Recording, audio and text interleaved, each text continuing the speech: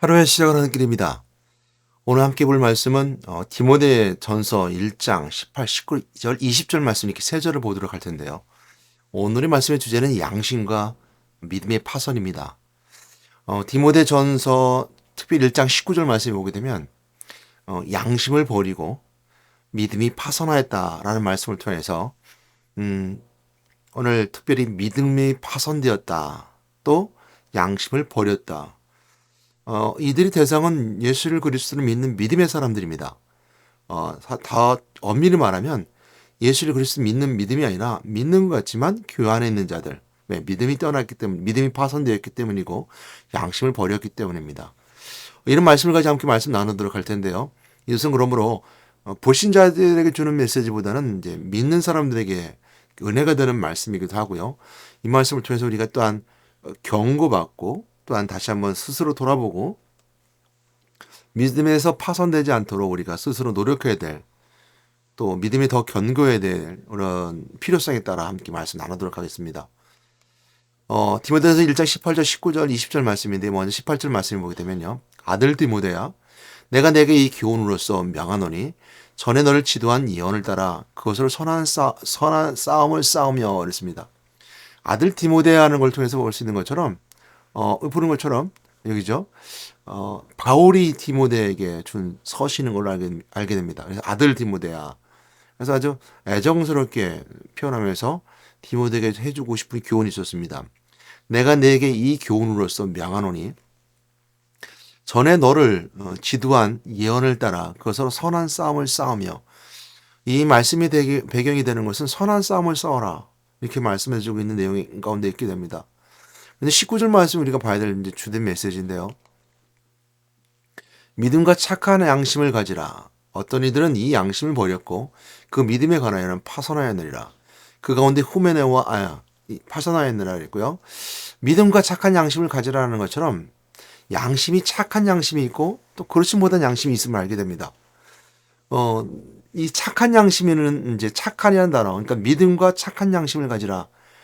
라면을 통해서 믿음은 이제 좀 이따 파선이라는 단어 함께 볼 텐데요. 착한 양심을 가지래요. 어떤 애들이 이 양심을 버렸다고 합니다. 우리가 여기서 이 말씀 속에 두 가지를 알게 되는데, 첫 번째는 뭐냐면 착한 양심이 있고 나쁜 양심이 있다는 걸 알게 되고요. 또한 버릴 수도 있고 또한 버리지 않고 지킬 수도 있다는 것을 알게 되죠. 그래서 양심이 무엇이냐라는 것은 분명한 이제 용어 정의가 되면 이걸 버릴 수도 있고 또 지킬 수도 있으며, 착한 양심이라는 것을 분명 용어 정의가 되면 이것이 착한 것을 가져야 되냐 아니면 나쁜 것이 우리에게 뭐가 있느냐라고 생각해 볼 수 있죠. 이 양심이라는 단어가 있는 양심의 의미는요. 이게 그 사전적 의미로는 그 지각을 말합니다. 그러니까 도덕적 의식 아니면 이제 공통적인 지식 이렇게 표현하기도 하고요. 또 양심이라는 보편적으로 사람들이 가지는 양심이라는 뜻은 마음이라고 표현합니다. 마음. 내 마음이 결정하는 거. 그래서 마음에 맞고 찔리는 거. 그 양심이라는 것은 구체적으로 어떻게 표현할 수 없고 또 눈으로 보여줄 수 있는 어떤 명사가 된 부분들은 아니지만,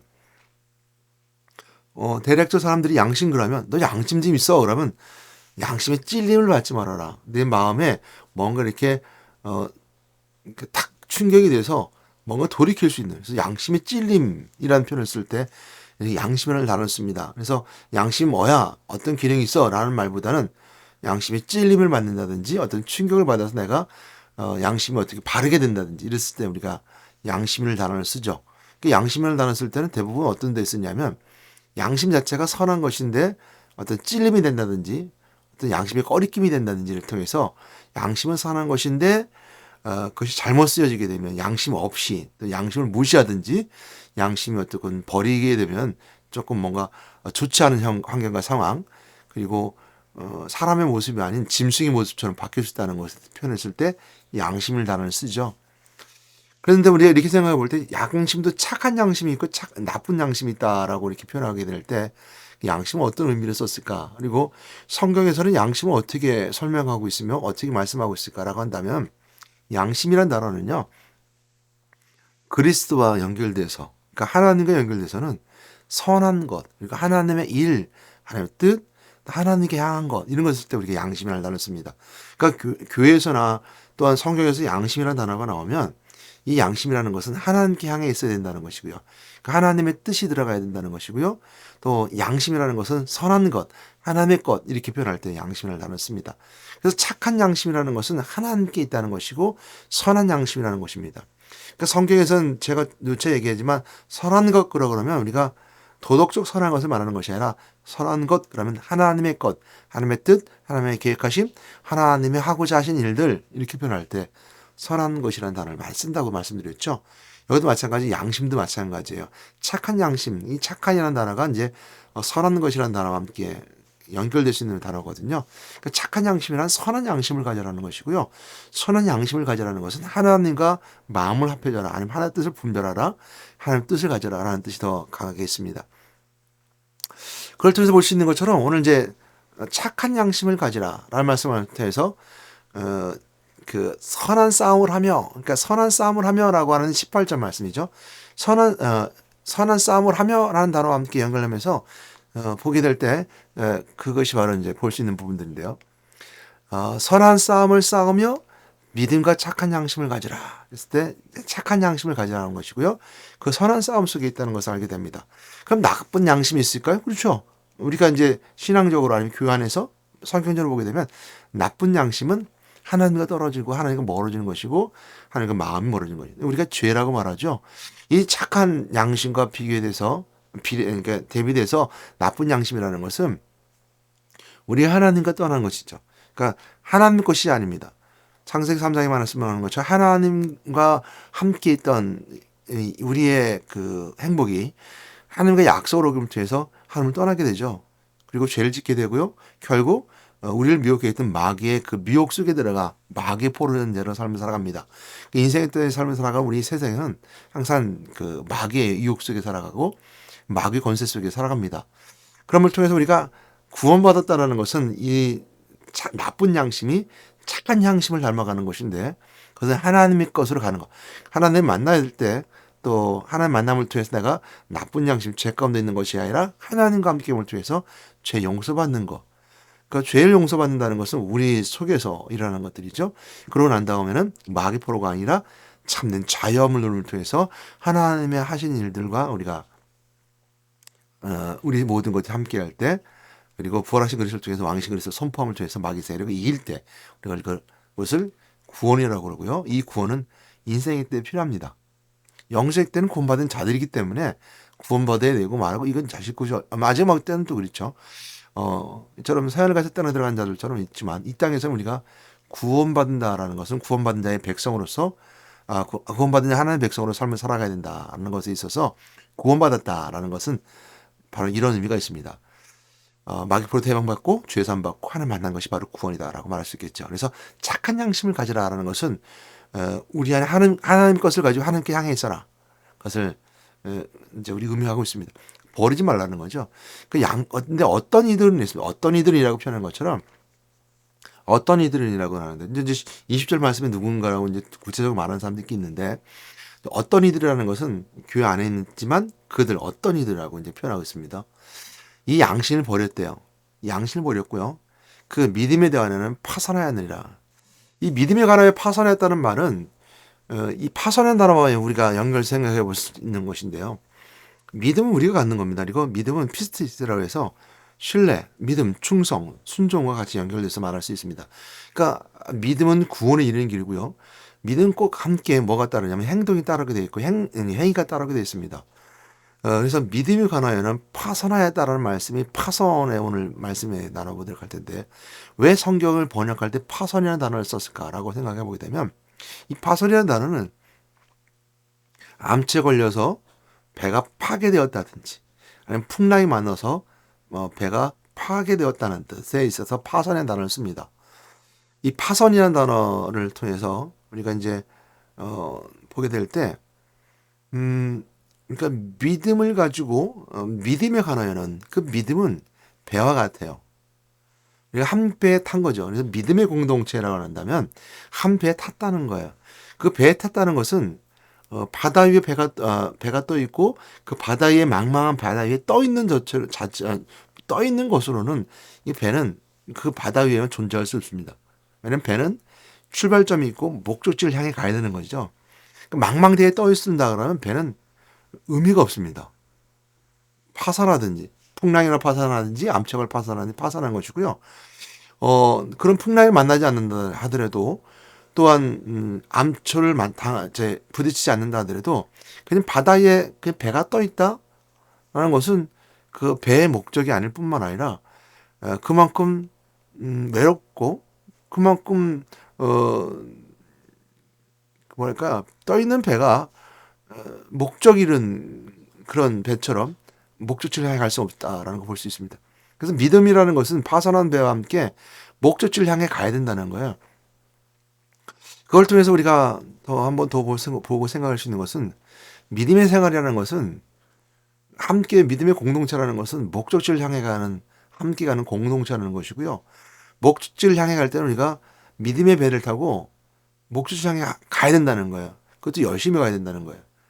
어찌하지 않게 파손당하지 않게 배에 물이 들어와서 침몰당하지 않게 이런 말씀을 제가 더 강조하는 이유 중에 하나는 뭐냐면요. 오늘 많은 교회들이 믿음의 공동체잖아요. 가정도 마찬가지고요. 안주하기 좋아하고 그냥 여기서 배가 더 부풀려져서 그러니까 배가 더 커져서 더 건조해서 뭐 10만 톤, 20만 톤 돼갖고 많은 사람이 타가지고 그냥 그 안에서 즐기며 놀면서 바다 위에 떠 있어도 그냥 의미 없이 살아가는 교회들이 많지 않을까. 그러니까 분명한 목적지를 향해 갈 때는 배가 풍랑을 만날 수도 있고 암초에 걸릴 수 있는데 그런 암초를 거치고 풍랑을 만나서 목적지를 향해 가야 된다는 거예요. 그러기 위해서는 열심히 배를 저어 가든지 아니면 동력성으로 해서 가든지 가야 되는 것인데 머물러 있는 교회 모습이 많지 않을까 싶은 생각이 들고요. 개인이 믿음 신앙도 마찬가지입니다. 그냥 내가 믿음으로 가지고서 그냥 내가 마음이 평안해지면 좋겠다. 우리 가족이 잘 됐으면 좋겠다. 내가 좀 부자가 되지 않는다 하더라도 예수 믿고 좀 거룩한 삶으로 이 땅에서 그냥 아름답게 살았으면 좋겠다. 라고 생각하는 것이 신앙생활의 전부가 되는 사람이 많다는 거죠. 그러니까 우리가 놓치고 있는 것 중 하나는 뭐냐면 그들이 가만히 있으면 풍랑이 일어서 파손될 수 있다는 걸 알지 못하고 살아간다는 거.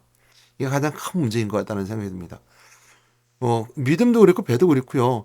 목적지를 향해 갈 때 바람이 불고 풍랑이 일고 암초를 만나게 될 때 어려움 속에 있을 때 우리가 줄일 건 줄여야 되고 또 하지 말할 거 하지 말아야 되고 또한 할 건 해내가면서 우리가 믿음을 향해 함께 달려가는 믿음의 공동체라고 하면요. 배 안에서 싸우지 않거든요. 믿음의 공동체 안에서 다투지 않거든요. 그리고 오직 선장의 말에 의지해서 리더들의 말에 의지해서 한 방향으로 합니다. 선장이 옆에서 이 길이 아닌 것 같다, 저 길이 맞는 것 같다 서로 싸우고 다퉈봤자 아무런 이득이 될 거 없습니다. 왜? 목적지를 강행하는 목적지는 분명하기 때문이죠. 그는 선장이나 선원들이나 타는 모든 탑승자들은 목적지가 분명해요. 새하늘과 새 땅에는 분명 목적지가 있고요. 방법도 분명해요. 예수 그리스도 외에는 다른 방법이 없잖아요. 그러니까 이 길로 가라 저 길로 가라 아무것도 없는 거예요. 다만 먼저 앞서간 리더들을 따라서 같이 가는 거죠. 이것이 함께 가야 될 파손되지 않고 가야 될 배의 모습입니다. 그러나 중요한 것은 파손될 자도 있다는 것이 가장 큰 문제라는 겁니다. 양심을 버릴 자가 있다는 게 큰 문제라는 것이죠. 그래서 보게 되면 디모데전서 6장 12절 말씀 보게 되면 믿음의 선한 싸움을 싸워라 영생을 취하라라고 말씀하고 있습니다. 선한 싸움을 싸워야 되고요. 디모데전서 3장 8절 9절 말씀 보게 되면 집사들을 정할 때 그러니까 직분자들을 정하게 될 때 사도 바울이 디모데에게 이랬거든요. 디모데에게 교회 공동체를 위해서 이제 사역자들을 세우게 될 때, 직분자들을 세우게 될 때, 이제 디모데전서 3장 8절 9절 말씀하고 있는데, 일고의연을 하지 아니하고 술에 임박하지 아니하고 더러운 일을 탐하지 아니하고 깨끗한 양심에 믿음의 비밀을 가진 자라 할지라. 그래서 깨끗한 양심과 믿음의 비밀처럼 파선한 믿음과 믿음을 양심을 버린 자의 모습과 오늘 디모데서 3장 9절에서 말씀하는 것처럼 깨끗한 양심과 믿음의 비밀에 가진 자가 교회에서 일을 해야 되고 교회 안의 공동체의 사역자가 되어야 되며 또한 하나님의 일꾼이 되어져서 그 배를 이끌고 가야 된다는 거예요. 개인적도 마찬가지입니다. 내 믿음도 마찬가지죠. 내가 깨끗한 양심을 가지고 믿음의 비밀을 가진 자로서 그 믿음의 항해를 스스로에게다 해나가야 된다는 겁니다. 어, 그러나 이제 이런 그죠? 20절 말씀을 보게 되면 이런 자들 누군가한테 비치는 사람이 있어요.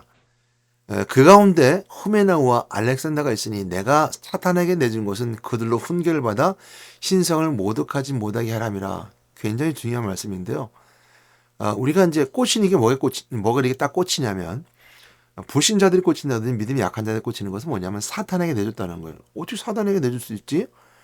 아니 후메나오가 알렉산더가 있으니 내가 사탄에게 내준다는 것은 우리를 구렁텅이를 밀어넣는 거 아니야? 라고 생각할 수 있잖아요. 아니에요. 사단에게 내줬다는 것은 내가 그냥 어 그에게 그가 가지고 있는 사단의 요소들, 사단의 가신 요소들을 그렇게 풍성히 가지고 있으니까 더 이상 잡을 수 없다는 거 표현이 들어가 있는 거예요. 교회 안에서 아무리 강조하고 그리스도 얘기하고 아무리 열심히 복음을 얘기하고 가지 말라고 야단도 치고 예배 드려야 됩니다. 찬양하십시오. 기도하십시오. 할렐루야. 그런데 자꾸 교회 안에서 딴짓하죠. 기도할 때 남들 기도하는 거 들어보고 기도할 때 기도하지도 않고 찬양할 때 혼자 혹시 그 딴짓하고 앉아 있고 예배드릴 때 예배드리지 않고 쿡을 자고 아무리 강조해도 사역자들이 뭐가 아쉬워서 그들에게 막 강조했습니까? 아쉬운 것은 그들이 그 믿음에서 파손될까 두렵기 때문인 거예요. 그게 아쉬운 거예요. 그렇게 가면 믿음에서 파손되기 때문이고요. 양심을 버리기 때문이거든요. 목적지 같이 못하기 때문이고 파손돼 떨어져 나가기 때문이고요. 물론 그냥 모르고 탑승했을 수도 있어요. 그건 목적지 함께 가지 못해요. 내가 너를 모른다 하거든요. 예수님이. 그냥 형식적으로 교회 안에서 탑승하고 있을지 모르지만 그 양심은 버렸기 때문이고 믿음은 파손됐기 때문에 끝까지 가지 못하는 거예요. 야단쳐도 그게 사단이 내줬다는 표현이에요. 어쩔 수 없는 거예요. 본인도 그 일을 하면 더 이상 내가 할 수 있는 방법이 없어요. 우리가 사역사 할 수 있는 방법도 없고 하나님도 그년들을 붙잡지 않으세요. 창세기 3장 말씀처럼 그들이 떠난 것을 그냥 두셨어요. 하나님 쫓아낸 게 아니에요. 그리고 마지막에 의의 심판이 내리는 것처럼 알곡과 죽정이 나누게 돼요. 이것은 하나님의 심판대 앞에 쓰는 거예요. 그러니까 하나님은 이처럼 그들을 버린 것이 아니라 그들이 하나님을 떠남을 통해서 쭉정이가 돼버린 거예요. 아무것도 가지지 못할 뿐만 아니라 가라지가 된 거예요. 그 하나님의 의가 실현되는 날 골라지게 되는 거죠. 하나님 버리지 않으셨어요. 이들이 떠났기 때문이죠. 오늘 보게 되면 누가 있냐면 후메나와 보게 되면 알렉산더가 있습니다. 사단에게 내준 것은 그들로 훈계를 받아 신성을 모독하지 못하게 하려니라. 우리 하나님을 모독하지 못하게 한다기 때문입니다. 그러니까 이제 교회 안에서 자꾸 이렇게 예배드리지 않고 딴짓하고 또 오히려 엉뚱한 짓하고 이단에 쓰임받는 자 되고 교회를 분란시키는 사람들이 하나님을 모독하게 하고 하나님을 믿는 사람들을 끌어내기 때문에 그냥 그 길로 내비둔 거예요. 그러니까 오늘 그걸 생각해야 됩니다. 근데 누가 있었냐? 후메네와가 알렉산더가 있는데 똑같이 디모데 후서에는 이 두 사람이 등장합니다. 이제 디모데후서 2장 17절 말씀에 오게 되면 후메네가 등장하는데 후메네가 어떤 사람이냐면요. 디모데후서 17장입니다. 그들의 말은 악성조약같이 퍼져나간 악성조약이 퍼져나간 것 같은데 그 중에 후메네와 빌레도가 있느니라. 후메네가 있다 그래서 누가 그 사람 어떤 사람이냐면 악성종양과 같이 그 말이 퍼져나가는데 말을 한 번 하는 사람이에요. 말을 쉽게 하는 사람이에요. 여러분 그 교회에서 말을 한 번 하는 사람은요 교회를 무시하는 사람이에요. 이런 사람은 세상 가서 함부로 못해요. 교회 안에서만 그래요. 왜? 교회는 다 받아주는 것 같고 교회 사람들 약한 것 같고 하나님 아무 소리 안 하시는 것 같기 때문에 자꾸 혼자 큰 소리 질러요. 세상 밖에 나가면 오히려 강자가 약한 모습을 보여요. 근데 이 말은 악성 조명같이 말했던 것처럼 그 말이 사람들을 후벼파고 교묘하게 교란시키고 오히려 비방하고 비난하고 교회에 그런 사람도 있습니다. 여러분 교회에서는 말 조심할 때 비난하고 비방하면 안 돼요. 상대방을 항상 비난하고 비방하면 안 돼요. 물론 이제 훈계할 수 있어요. 훈계라는 것은 하나님을 떠난다든지 말씀에 어긋나든지 훈계해야 돼요. 그러나 세상의 삶을 살아가는 여러 방법을 가지고 미혹해요. 유혹하고 자꾸 넘어뜨려요. 그래서 일만하게 악성 조형아차게 퍼져나간대요. 이제 소문내는 사람이죠. 없는 말도 만들어서 만드는 사람들 있어요. 목사에 대해서 또 성도에 대해서 없는 말도 만드는 사람이 있어요. 저는 사우스이스트 그리스도교에 제가 갔을 때 거기 이제 미국 이제 사우스 이스트 그리스도교라고 굉장히 큰 교회가 있어요. 그 목사님이 밤너실 목사님인데 지금 이제 목사님이 카이 아이들만으로 바뀌었죠. 근데 그 밤너실 목사님을 직접 만나면서 이제 그 목회 얘기를 들었을 때 그런 얘기를 들었어요. 음, 어느 날 에, 목사님이 예배를 끝나고 나면 항상 지키는 사람이 있었대요. 근데 이제 팬이 생긴 거예요, 팬. 그러니까 목사님을 좋아하는 사람이에요. 근데 이 좋아하는 것을 넘어서 믿음으로 좋아하는 것이 아니라 세상적으로 좋아하는 거예요. 그래서 유혹하는 사람이 있다는 거예요. 이게 같이 만나서 처음엔 그러지 않았겠죠. 뭐 세상 유혹처럼 뭐 이상하게 이렇게 뭐 모양을 해서 유혹하지 않았지만 처음 상담을 요청하더랍니다. 상담합시다. 상담을 부탁합니다. 근데 목사님은 이제 영안이 있으셔서 상담을 하지 않았답니다. 대부분 상담을 하는데 상담을 하더라도 일대일을 만나지 않았대요. 항상 자신 앞에 장로님을 같이 상담합시다 같이 갔대요. 일반 성도도 안 될 수도 있어요. 그러니까 믿음의 사람이죠. 장로님 정도 되면 믿음으로써 어떻게 분별할 수 있고 성도들에게 신뢰가 있는 사람이 장로님 정도 되잖아요. 물론 그렇지 않은 사람이 많이 있습니다. 목회자도 마찬가지고요. 근데 같이 갔대요. 그래서 이 장로님이 나의 증인이 돼주는 거예요.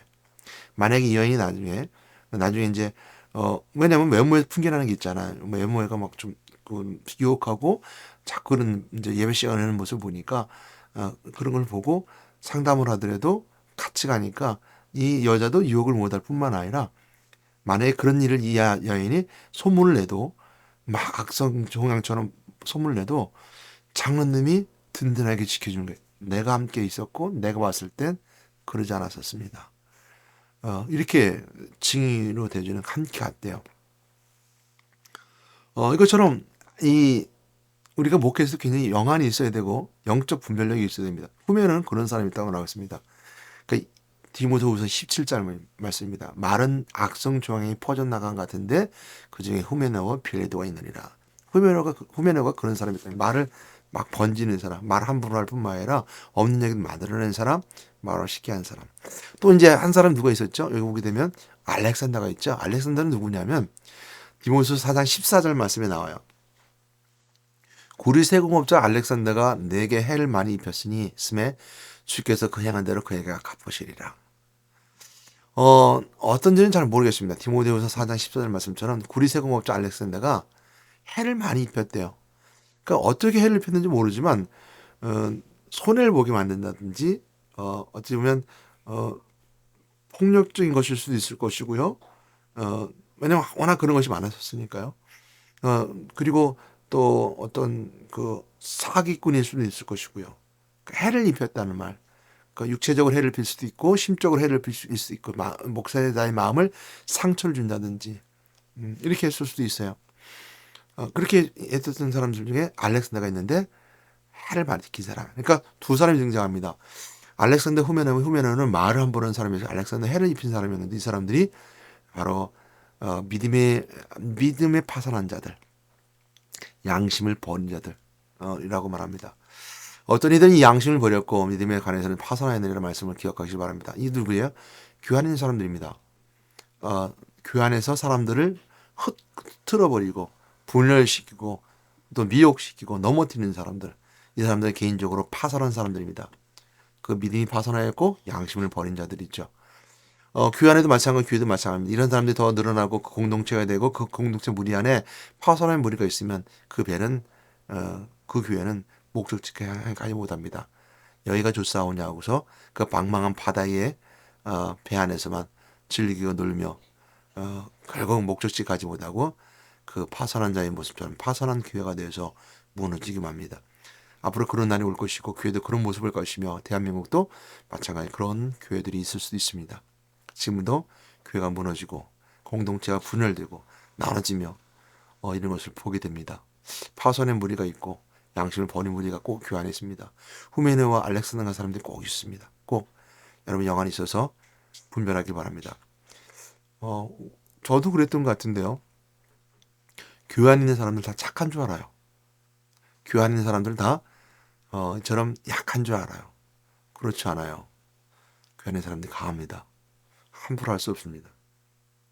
여러분 성령이 주시는 은혜로 참고 인내할 뿐이고 예수님의 온유함으로 나를 통해 배우라 했던 것처럼 온유할 뿐이지 악한 데 강합니다. 악의 무리가 분별되면 분명하게 물질 이길 수 있습니다. 망대의 그리스도 선포하면 됩니다. 그러나 그것을 영적으로 분별할 수 있는 능력이 있어야 되겠죠. 후메네와 알렉산더를 골라낼 수 있는 영적 분별 능력이 있어야 되는 것이고 사단에게 내준 바들처럼 훈계하고 또한 의뢰도 자꾸 그 길 가면 신성을 모독하면 하나님을 모독하고 교회를 모독하면 사단에게 내준 받을 수밖에 없습니다. 꼭 기억한 여러분 되시 바랍니다. 여러분들의 믿음을 지켜야 됩니다. 마지막까지 도달하는 날까지. 그래서 우리가 인생의 때 여러분 삶을 살아가는 모든 교회 신앙생활은 끝까지 열심히 선한 싸움을 싸우고 달려갈 걸 마치는 것처럼 선한 싸움을 싸워 나가야 되는 거예요. 그래서 어찌 보면 신앙생활은 영적 전투다. 전도도 영적 전투고 선교도 영적 전투고 신앙생활도 영적 전투다. 항상 우리를 넘어뜨리는 마귀는 항상 우리가 주변에 있고 그리고 이겨야 된다는 걸 꼭 기억하시고 승리한 여러분 되기를 오늘도 주님의 이름으로 부탁드리고 엄매하며 축복합니다. 기도하겠습니다. 사랑의 하나님, 어떤 이들은 양심을 버렸고 믿음에 관한 파선하였다 그랬습니다. 그 어떤 이들이 오늘 이제 디모데전서 1장 20절 말씀 후메네와 알렉산더라는 것을 보게 되고 후메네는 말을 함부로 하는 사람이 말을 통해서 사람들에게 악한 종양처럼 암해처럼 그 뿌리를 내리고 사람들에게 퍼져나게 하는 것처럼 오늘 교회 안에 이런 무리들이 있습니다. 이들에게 사단에게 내준 것처럼 그들에게 그 길을 벗어날 수 있는 또한 그들이 이길 수 있는 또 영혼을 열어주시고 영적 분별을 허락하셔서 따라가지 아니하고 오직 믿음으로 끝까지 완주할 수 있는 저들에게 도와주시고 양심을 버리지 않고 하나님의 선한 것을 닮아가는 저들에게 인도해 주시옵소서. 알렉산더처럼 해를 입힌 자가 있습니다.